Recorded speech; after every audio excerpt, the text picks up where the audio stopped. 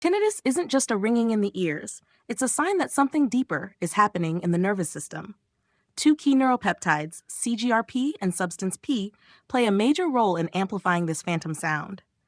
CGRP promotes neuroinflammation and excessive nerve firing, while substance P increases pain signaling and excitability in the auditory pathways. Together, they create a cycle of hyperactivity in the brain that makes tinnitus persist.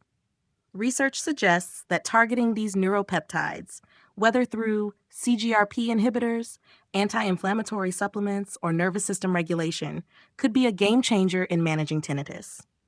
Reducing inflammation and stabilizing the auditory system may help turn down the volume on tinnitus for good.